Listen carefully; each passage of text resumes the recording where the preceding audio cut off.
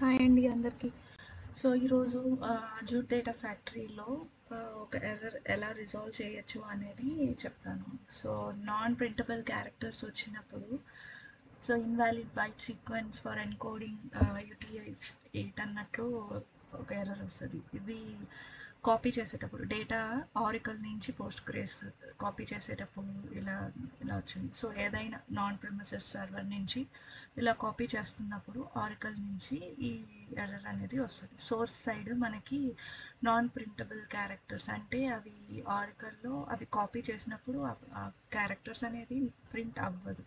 So ADFలో మనకి ఇలా చూపిస్తుంది అది.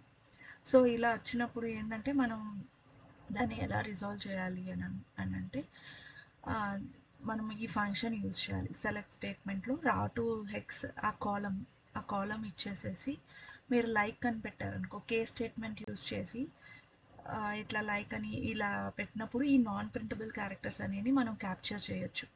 సో ఆ కండిషన్ ఇచ్చేసేసి కే స్టేట్మెంట్ ఇచ్చి ఇలా వచ్చినప్పుడు మనకి ఇవి స్పేస్గా మోడిఫై చేయాలా, ఎలా రీప్లేస్ చేసుకోవాలనేది ఆ వాల్యూ ఇచ్చేసేసి ఎల్స్ పార్ట్లో మిగతా వాల్యూస్ ఏమొస్తున్నాయో అవి మనం పంపించుకోవచ్చు.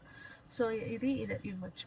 లేదు ఇవి మనం ఫిల్టర్ అవుట్ చేయాలి అని అన్నప్పుడు ఇవి వేర్ కండిషన్లో ఇది ఇచ్చేసేసి ఇది నాట్ లైక్ అని పెట్టేసామనుకో, అప్పుడు వేర్ కండిషన్లో ఇచ్చినప్పుడు అవి కాకుండా మిగతావన్నీ ప్రాసెస్ అవుతాయి. సో ఈ కమాండ్ ద్వారా మనము ఇవి ఫిల్టర్ అవుట్ చేయొచ్చు, లేదంటే రీప్లేస్ చేయొచ్చు.